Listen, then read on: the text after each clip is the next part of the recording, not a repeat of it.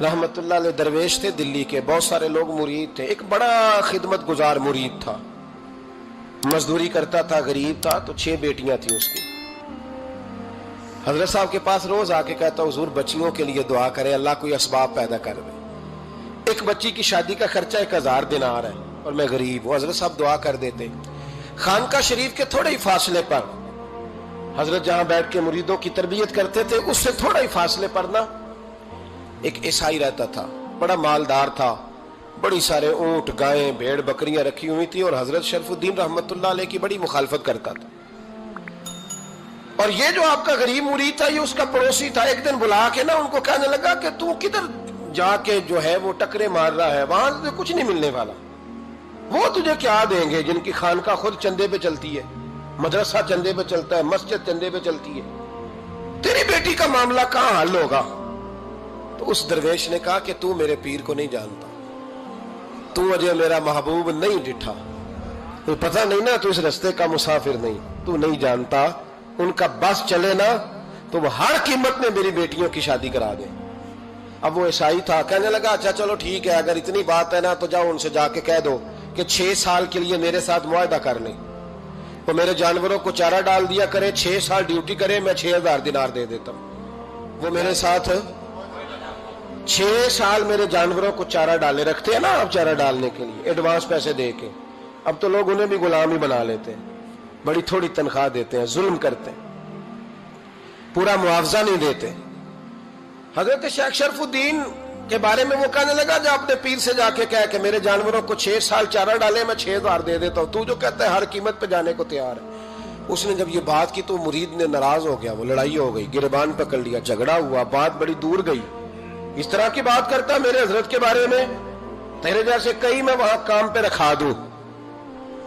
जब वो बड़ी बहस हुई, बात मोहल्ले में, इलाके में फैल गई, दुनिया ने सुन ली, तो शेख शरफुद्दीन तक भी पहुंच गई। इस तरह झगड़ा हुआ है। लोग सो गए इशा की नमाज के बाद। हजरत साहब ने ना सर पे कपड़ा लिया, उस ईसाई के दरवाजे पे दस्तक दी, वो बाहर आया, फरमाने लगे लोग तो सोच समझ के मुलाजम रखते हैं, तूने भी तो सोच ही लिया होगा, तभी तो मुझे ऑफर की है। तू अपनी ऑफर पे कायम है? वाकई मुझे रख लेगा और 6000 दिनार दे देगा?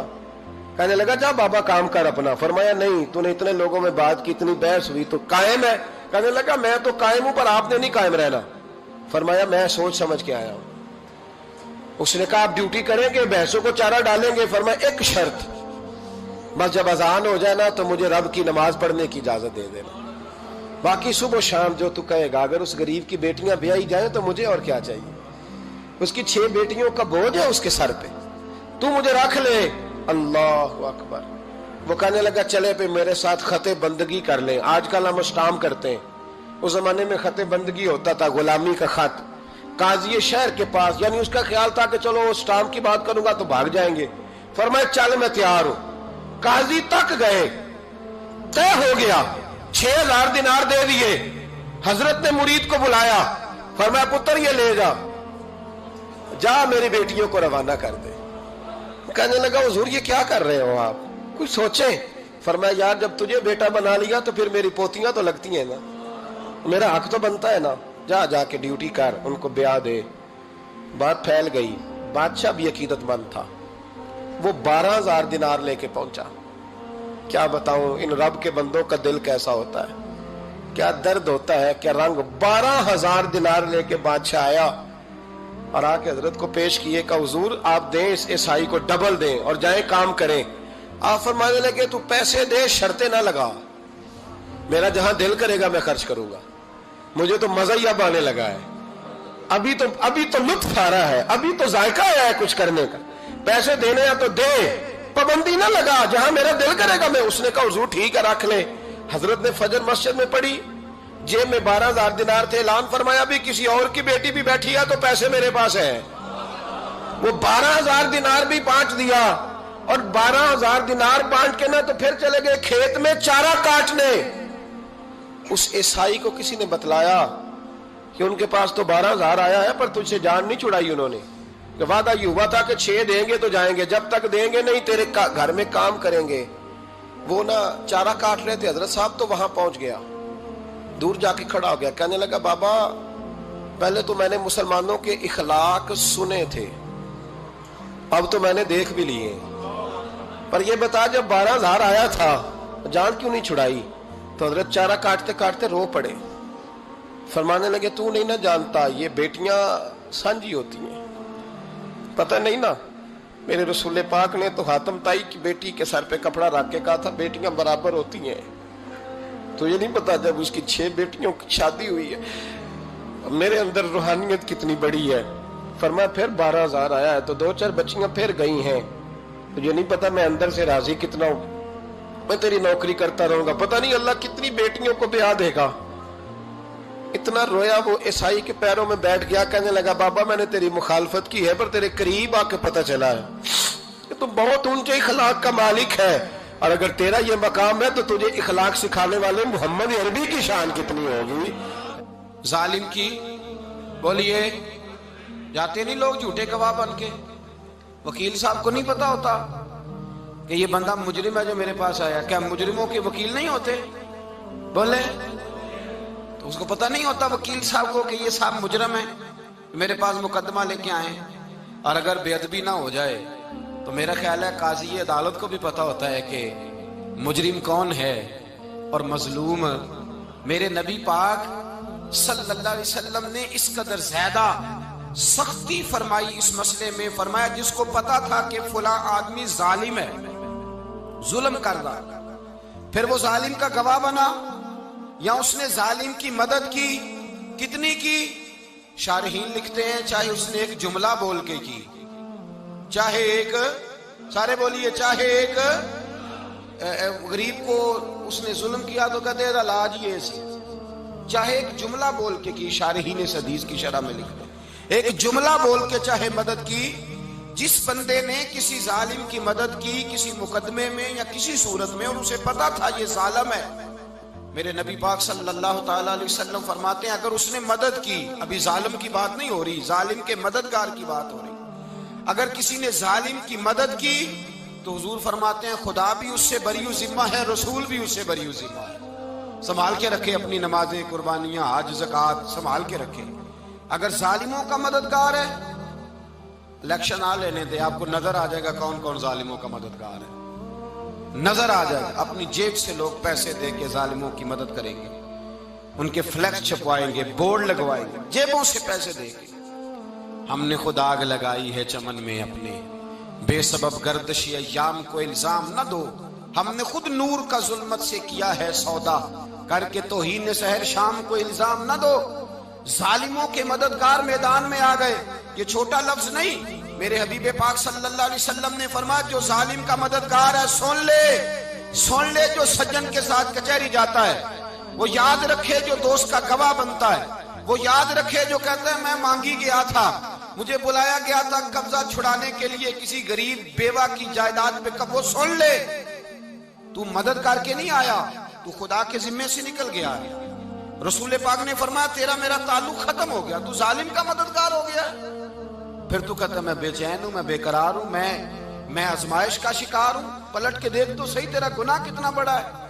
میرے نبی پاک صلی اللہ علیہ وسلم کا ایک اور فرمان سن لیں، ابن ماجہ ابو داؤد میں موجود ہے، اس حدیث کو آپ نے یاد کر لینا ہے، کر لیں گے انشاءاللہ، سارے کہیے انشاءاللہ، کر لیں گے یاد۔ حضور صلی اللہ علیہ وسلم نے فرمایا اگر تو ظالم کی مدد کرے گا نا، یہ لفظ دل کی تختی پہ لکھ لینا، یہ مکافات عمل ہے، مکافات عمل دنیا، ادھر کرو گے تو ادھر بھرو گے۔ فرمایا اگر تو کسی ظالم کی مدد کرے گا، سن لے حضور کا فرمان ہے، اگر تو ابن ماجہ ابو داؤد سیاہ میں موجود ہے، فرمایا اگر تو کسی ظالم کی مدد کرے گا تو رب تعالیٰ مرنے سے پہلے تیرے اوپر بھی ظالم کو مسلط کر دے گا، تیرے اوپر بھی ایک دفعہ ظلم ضرور ہوگا اگر تو ظالم کی، وہ کسی صورت میں بھی ہو سکتا ہے، کسی صورت میں بھی تیرا بیٹا ہی اٹھ کے ظلم کر دے گا، تو الجھ جائے گا، کسی نہ کسی جگہ تیرے لیے تباہی کا سامان ہوگا، تیرے اوپر ظلم ہوگا، اس لیے کہ تو ظالموں کا مددگار ہے۔ چاہیے یہ تھا کہ تو مظلوم کی مدد کرتا، انسانی ایمانی یقین کا فریضہ سر انجام دیتا، تو ظالموں کا مددگار ہو گیا۔ ٹٹول کے دیکھ لیں، رزلٹ نکال کے دیکھ لیں، ہمارے زمانے میں ظالموں کے مددگار زیادہ ہیں، اتنی لمبی زبانیں نکال کے ظالموں کی مدد کرتے ہیں، بڑے بڑے کالم نویس اللہ نے انہیں قدرت دی لکھنے کی، تو اپنا قلم ظالموں کی مدد میں خرچ کرتے ہیں۔ وہ لوگ جن کو اللہ تبارک و تعالیٰ نے قدرت دی، ہمت دی، طاقت دی، کچھ لوگ ان کے حلقہ احباب میں، وہ اپنے لوگوں کو استعمال کر کے ظالموں کی مدد کرتے ہیں، ظالموں کی مدد کرتے ہیں۔ میرے نبی کریم سید عالم نور مجسم صلی اللہ علیہ وسلم نے فرمایا، اگر تو نے ظالم کی مدد کی تو جب تک تو توبہ نہیں کرے گا رب تجھ سے ناراض ہی رہے گا۔ اللہ تجھ سے، او بھائی جس سے رب بھی ناراض ہو گیا، نہ کھانا نہ پینا نہ سونا نہ جاگنا نہ نیند، پھر تیری ہر چیز تیرے لیے آزمائش ہو جائے گی، پھر تیرا سایہ بھی تیرے لیے خوف کا سامان بنے گا، پھر زندگی جیتی جاگتی لاش بن جائے گی، تو اپنے کندھوں پر اپنی میت اٹھائے پھرے گا جب تو ظالم کا مددگار ہوگا۔ اور نبی پاک صلی اللہ علیہ وسلم نے فرمایا، ظالموں کا مددگار بھی ظالم ہوتا ہے، ظالموں کا مددگار بھی، سارے بولے ظالموں کا مددگار بھی نہیں، کو نہیں، آپ سارے نہیں بولے، ایک دفعہ بولے ظالموں کا مددگار بھی، پکی بات ہے، ظالموں کا مددگار بھی۔ اللہ اکبر، جس کا یارانہ ہو، جس کا دوستانہ ہو، جو کہے میں نے نا اس کو اوکھے ویلے کے لیے ظالم کو یاد رکھا ہوا ہے۔ کبھی مشکل میں رکھے نہیں ہوئے لوگوں نے ظالم دوست، کہتے میں نے رکھے ہوئے ہیں، بلکہ ہمارے دیہات میں تو کہتے ہیں میں نے بازو بنائے ہوئے ہیں۔ کس کو بازو بنا لیا؟ ظالم بھی کبھی بازو ہوتا ہے، جو ظلم کی تلوار لیے میدان میں کھڑا ہے۔ قارون، حامان، فرعون، نمرود کا حال نہیں لوگوں نے دیکھا؟ اپنے زمانے میں آپ نے کتنے لوگ نہیں دیکھے جن کے سائے سے، آواز سے لوگ کانپتے تھے؟ پھر پولیس کی گاڑیوں میں وہ اس طرح مردہ پڑے کہ دنیا نے تماشا دیکھا ان کا۔ یہ رنگ ہم نے دیکھے نہیں اپنے آنکھوں سے۔ فرمایا ظالم کا مددگار بھی، جو کار میں بٹھا کے لے کے گیا وہ بھی ظالم، جس نے چائے پلائی وہ بھی، جس شخص نے کھانا کھلایا وہ بھی، جو کچہری تک ساتھ گیا وہ بھی، جس نے فلیکس کے نیچے، بڑے شرابی کے نیچے چھوٹی اپنی فوٹو لگائی وہ بھی، جو ووٹ کی پرچی ڈالنے گیا وہ بھی۔ کہہ دینا باہر نکل کے کہ حضرت صاحب نے سیاسی تقریر کی ہے، کہہ دینا، پر بات تو سچی ہے نا۔ خو کرے ہم تو سے تھوڑا سا گلا بھی سن لے، خو کرے ہم تو سے تھوڑا سا بھی گلا۔ امام مالک کے پاس ایک بندہ آیا، اس نے کہا حضور میں درزی ہوں، ایک ظالم بادشاہ مجھ سے کپڑے سلواتا ہے، میں تو ظالموں کا مددگار نہیں نا۔ ایک ظالم بادشاہ مجھ سے، حضور میں تو مددگار نہیں نا ظالموں کا۔ جو فرمایا ظالموں کا مددگار بھی ظالم ہوتا ہے، تو کپڑے لے کے آتا ہے میں سی کے دے دیتا ہوں، ذمہ داری نہیں۔ یہ ایک آدمی دکاندار ہے، اس سے کوئی بندہ چیز خریدنے آئے گا تو تھوڑی کہے گا میں نے نہیں دینی، تو دے گا۔ کوئی بندہ اگر کسی شخص سے کوئی کام کہتا ہے جو اس کی فیلڈ ہے، اس کا شعبہ ہے، اس کا معاش کا وہ سلسلہ ہے، کہتے ہیں یا رسول اللہ صلی اللہ علیہ وسلم ظالموں کا مددگار بھی ظالم، حضور نے فرما دیا۔ تو امام مالک سے بندے نے مسئلہ پوچھا، دل کی تختی پہ لکھنے والی باتیں ہیں، کہا حضور میں درزی ہوں، ظالم کپڑے سلواتے ہیں، میں تو مددگار نہیں نا۔ امام صاحب کہنے لگے نہیں، مددگار تو وہ ہوگا جو تجھے سوئی دھاگا فراہم کرے گا، تو تو پورے کپڑے سی کے دیتا ہے، تو تو خود بہت بڑا ظالم ہے، تو پورے سوٹ سی کے دیتا ہے، تو تو بہت بڑا ظالم خود ہے۔ مددگار تو وہ ہوگا جو تجھے دھاگا دے گا، جو تجھے بٹن دے گا، جو تجھے نلکی دے گا۔ جو ظالم سے اتنی نفرت ظلم کر کے بندہ آئے، یہاں تو ہمارے زمانے میں ہیرو بن جاتے ہیں لوگ، ظالم ہیرو ہے، لوگ اس سے ڈرتے پھرتے ہیں، گھومتے پھرتے ہیں، اور بہت سارے کم مزاج لوگ اس کے پیچھے ہاتھ باندھ کے پھرتے ہیں۔ ظالموں کی مدد کرنا، ظالموں کے ساتھ رہنا، یہ ظلم ہے، ظلم، یہ زیادتی ہے۔ میرے نبی پاک صلی اللہ تعالی علیہ وآلہ وسلم نے ارشاد فرمایا، یاد رکھو رب فرماتا ہے میں مظلوم کی مدد ضرور کروں گا، چاہے جلدی کروں چاہے دیر سے کروں، میں مظلوم کی مدد۔ اور حضور صلی اللہ علیہ وسلم نے فرمایا ہے، حضرت معاذ بن جبل کہتے ہیں حضور نے مجھے یمن کا گورنر بنایا، جب میں جانے لگا نا تو حضور نے بڑی نصیحتیں کی، بخاری میں موجود ہے، فرماتے ہیں جب میں پلٹنے لگا تو میرے رسول نے فرمایا معاذ ایک منٹ ٹھہر جا، ایک بات میری یاد رکھنا، اس کو نہ بھولنا۔ کہا حضور کیا؟ فرمایا دیکھنا کسی پہ ظلم نہ کر بیٹھنا، کہیں تجھ سے زیادتی نہ ہو جائے۔ محبوبہ پھر حضور نے فرمایا سن میرے معاذ، میں تجھے گورنر بنا رہا ہوں، زیادتی نہ کر بیٹھنا۔ یا رسول اللہ صلی اللہ علیہ وسلم کیا ہوتا ہے؟ تو میرے کریم نے فرمایا جب مظلوم دعا کے لیے ہاتھ اٹھاتا ہے تو عرش کا مالک کہتا ہے فرشتوں پیچھے ہٹ جاؤ، عرش کا مالک کہتا ہے فرشتوں پیچھے ہٹ جاؤ۔